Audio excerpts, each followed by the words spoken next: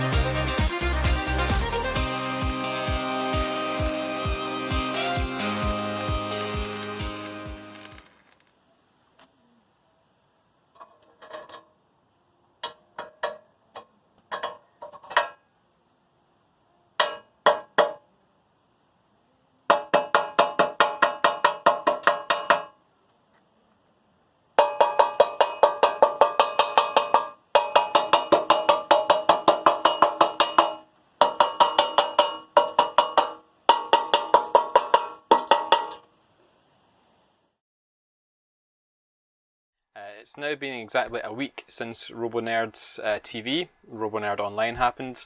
Time's just flown past and it's been and gone. So this time last week, in the morning first of all, I was getting quite stressed, just getting some last minute bits and pieces finished in Dead Metal, ready for unveiling it online. In the end I had to resort to some cardboard covered in duct tape to make up some parts of the rear armour of the robot, just because I simply didn't have time to get it all finished. But I didn't want to leave gaps showing. So yeah, cardboard and duct tape came out, it got cable tied onto the chassis, and for the most part it looked okay actually. Considering the unveiling was done via Discord video, it didn't need to be hugely high detail, and I don't think many folk would have noticed it anyway. So yeah, the unveiling went really well. The whole RoboNerds TV thing went really well as well. The overall response was really positive, really excellent. A lot of comments in the chat from folk just being blown away by it, which means a lot for the amount of time that I've spent putting this together. And myself, I'm quite happy with it as well. I said in the live video that when I'm driving shunt around, I'm aware of the fact that it's a replica. As much as it looks relatively close to the original, there's still a part of me in my head says, you know, this isn't the real shunt, it's just a replica, and so on.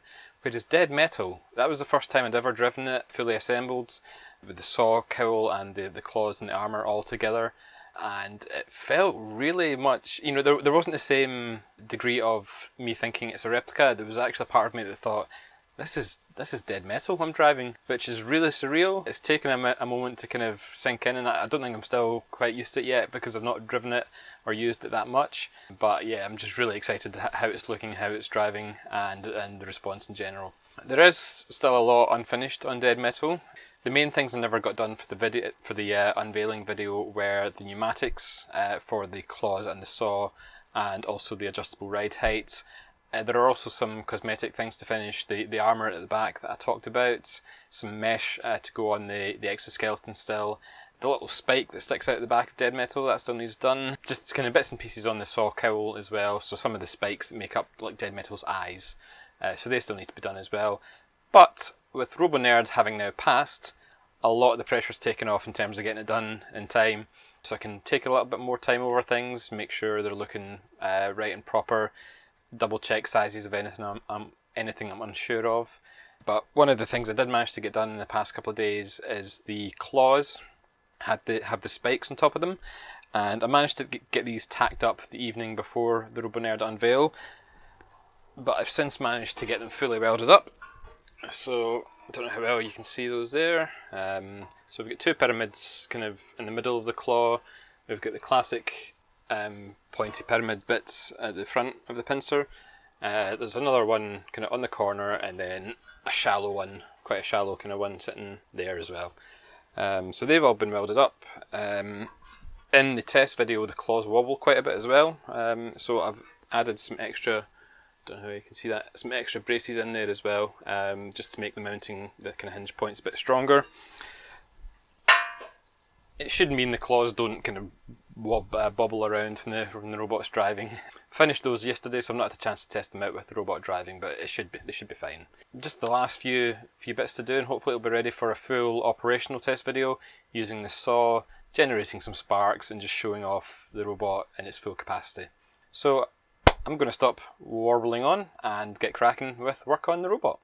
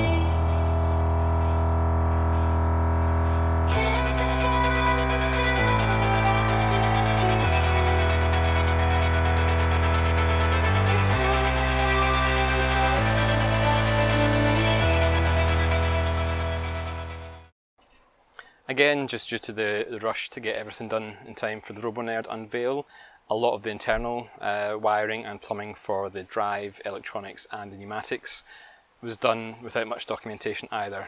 So I'll just give you a quick run through of how all that works as well.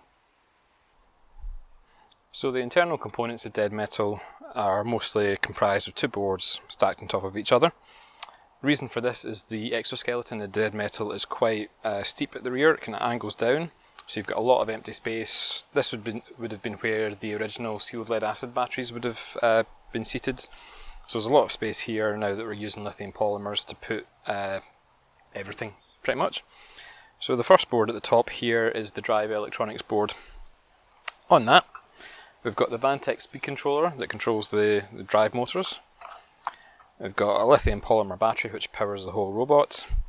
Standard 2.4 GHz receiver. And we've got 3 electronic relay switching units here. These will be used to control the pneumatics on the robot. Each one has 2 relays fitted in it, so it can control 2 actions or two components. So the first one will be used for the claw ram firing forward and back. Second one will be used for the saw mechanism forward and back. And the third one, I only need to use 1 relay for the pistons that drive the adjustable drive height. So that leaves me with 1 relay spare, and what I'm likely going to use that for is the compressor which powers the whole pneumatic system. I'll talk about that more in a second, but just in addition to the electronics, we've got the wiring loom here, which just has a couple of Andersons for the drive motors and another Anderson for the removable link. This was all just basically lifted out of the remote control Dalek that I've used in the past for Comic Con events and so on, and just put into dead metal as it was. So there's obviously a little bit of trimming needs to be done to tidy all that up, but it was enough to get it moving for RoboNerd. And then this whole electronics assemblies, 3 wing nuts onto M6 studs, take them off, and the whole assembly just lifts out. Underneath the drive electronics, we've got all the pneumatics set up. So starting just from towards the front of the robot, we've got a 20-ounce paintball tank, second one here, 5 pneumatic rams, 5 pneumatic valves, 2 stacked on top of each other there, and then a 5th one, got a manifold assembly at the back, and then this is the 24-volt compressor, which generates all the air for the pneumatic system. So there's no compressed air or CO2 stored on dead metal, it's all generated by this compressor here. The 2 tanks act as storage for the generated air. They are plumbed into the manifold. In addition to this, there's also a dump valve for dumping the system, a pressure relief valve for if the pressure gets too high it'll open and discharge the air, and also this electronic pressure cutoff switch. So I can set this to the desired pressure, whether it's 4 bar, 6 bar, 8 bar, it'll cut off the compressor as soon as that pressure is reached. This manifold, it's got 6 outlets, so I've put an outlet to each pneumatic valve, and also an outlet for the dump valve as well. Each pneumatic valve is a 5-2 valve, which means it can fire a ram under pressure. It will hold the ram in that position pressurised, and then when it changes to its other position, it will retract the ram with pressure and hold it again pressurised. I've modified these valves to make them 3-2 valves, so I've basically just closed off one port with a blanking plug. The reason for this is that when the claws fire or the saw mechanism fires, I don't want the rams to be permanently gassed up in either position. I want the claws to close and then the gas to be dumped out. So the claws remain closed, but you can move them manually if need be. So each valve is just set up as a 3-2 valve instead. So one valve to fire the claw ram, one valve to retract, one valve to fire the saw ram, one valve to retract, and a final valve to fire the drive height pistons. And then obviously we've got all the pneumatic wires, all the pneumatic pipes running running to the various rams. The claw ram is just out at the moment, just for making this whole thing lighter to lift. Another part of dead metal which was done in a rush was the attachment of the pneumatic rams to the saw mechanism. So this N-shape bracket here was already part of the saw mechanism to hold the saw in place. So I welded on a bracket onto this just to attach the pneumatic ram, and that allows this bracket to move forward and back. There's also a second set of brackets here. These legs were already in place, but they were independently hinged. So if I was to take a bolt out of this, for example, it would just come loose and fall away, whereas now both of these legs are tied together with a rod, a kind of, again, N-shaped rod, and some dodgy welding round the back as well. The way I've got it plumbed up is that I'll have the gas going into the saw ram, the forward ram to fire it. So gas will go in here and it'll bring the whole mechanism forward like that.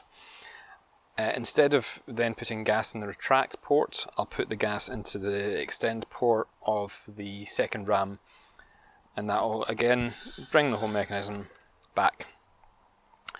There's no pros or cons between using the retract ram or just using this ram for both firing and retract. One will kind of act in complement with the other, but just because it's a bit cooler, I think I'll just use the 2 rams.